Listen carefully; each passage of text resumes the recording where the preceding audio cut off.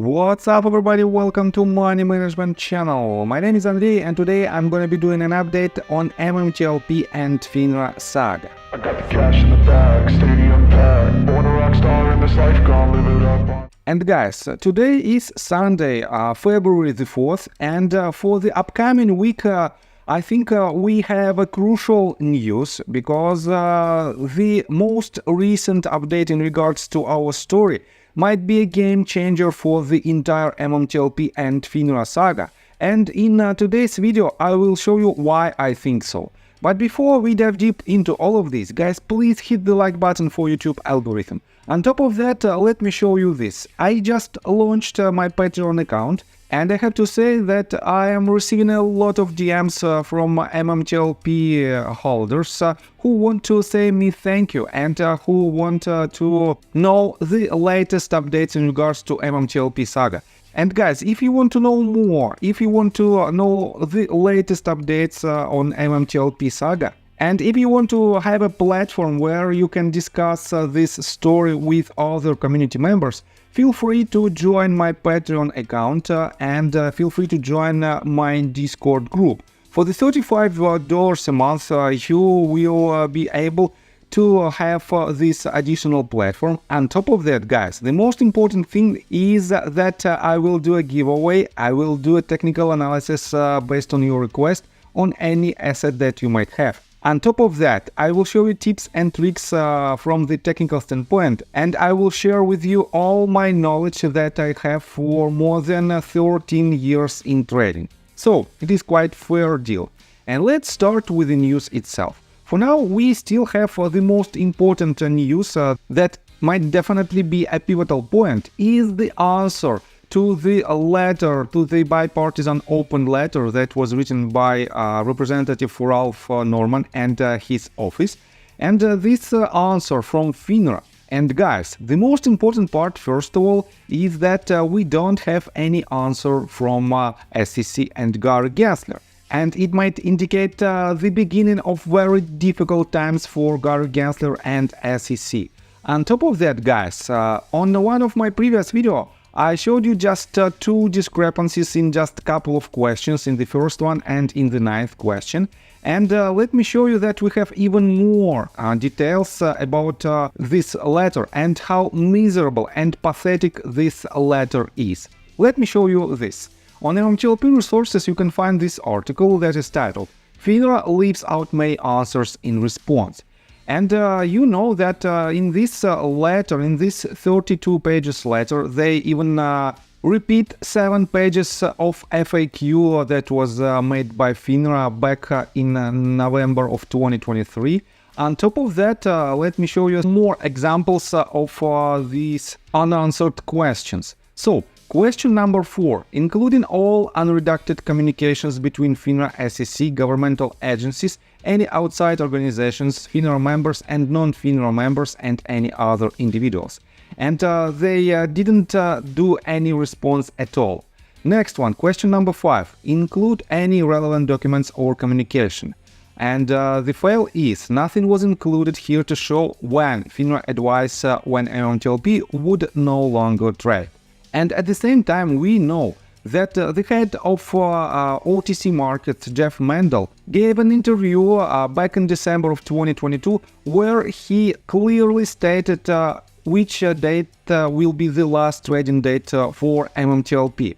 And Finra failed to include this information in their statement, in their letter. Next one, question number 6. Did Finra issue a blue sheet request for MMTLP? And they completely ignored this question. But at the same time, we know that because of the FOIA letters, we know that Finra and SEC contacted to each other in order to discuss the date of blue sheet in MMTLP in December of 2022. Next one, question number 7. How many questions, compliance or inquiries have been received? This question also was completely ignored. Next one, question number 8. Provide the statutory or legal justification used by SEC and Finra to ignore public requests and congressional inquiries. And again, this question was completely ignored.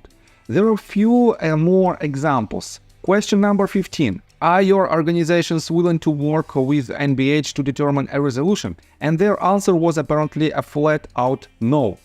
We are willing to continue to engage with you and your congressional offices in this matter, but I guess they are not willing to work with Next Bridge. What a surprise! And guys, there are so many discrepancies in this letter, and on top of that, Finra and Robert Cook didn't even mention about the participation of SEC Commission in this saga. And guys, it is again another sign that something is wrong inside Finra and SEC relationships, because recently we know SEC tried to push Finra under the bus, and they stated that all of the issues in regards to the settlement dates and other issues of MMTLP was on the side of Finra, and it was clearly stated by Gary Gensler and SEC.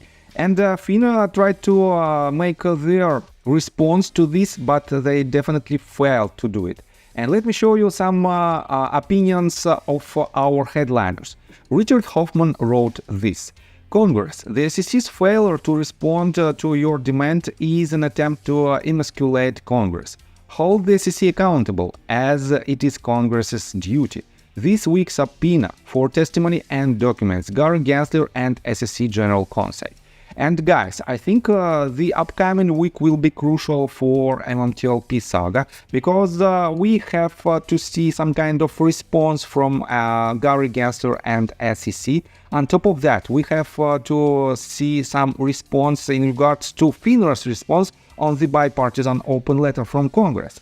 And Congress and Ralph Norman will have to make some official statements in regards to this issue, and it will be a massive news on our case.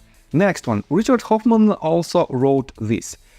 Based on Finra's admission of not knowing details of US securities after leaving the country, obviously brokers must disclose in large printed type on each communication with investors at least 1. Lack of knowledge as to actual share count. 2. Lack of certainty as to the actual value of any security.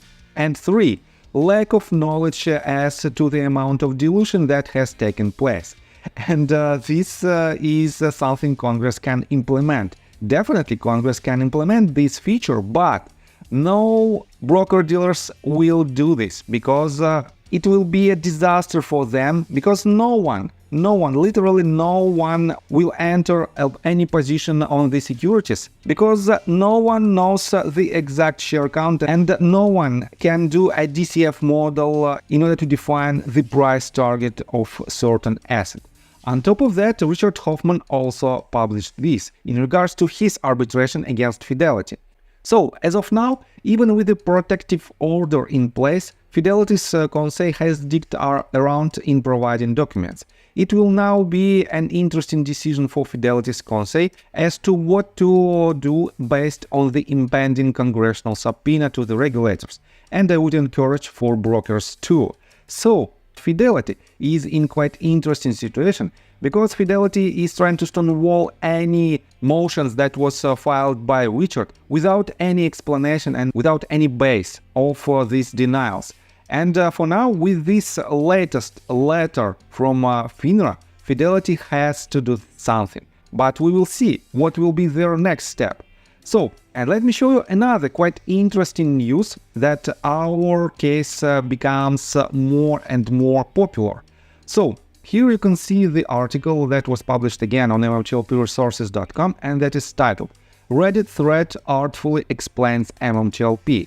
And here's the link to the Reddit thread directly related to MMTLP saga that was published on Reddit thread Superstrong.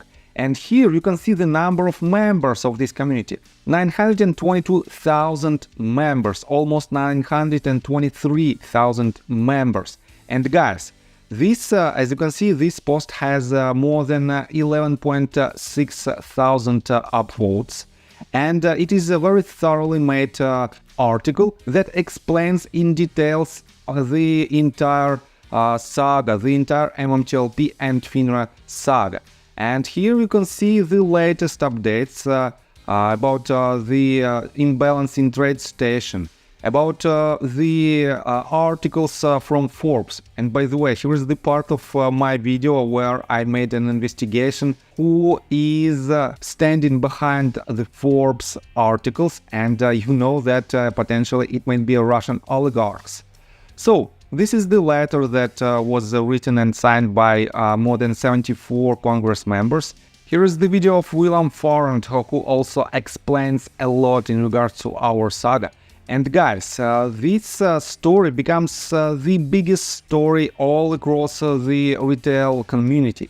And I think with the support of this amount of people, this almost 1 million active members, and as you can see, more than 3,000 members are online at the moment, I think this case might be the very first case that will solve the problem of illegal activity on the markets.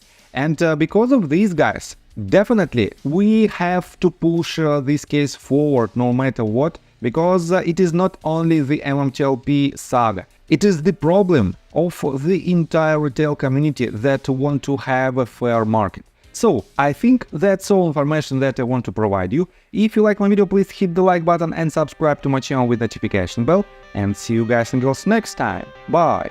I got the cash in the bag, stadium packed. Born a rock star in this life, gone live it up on the attack.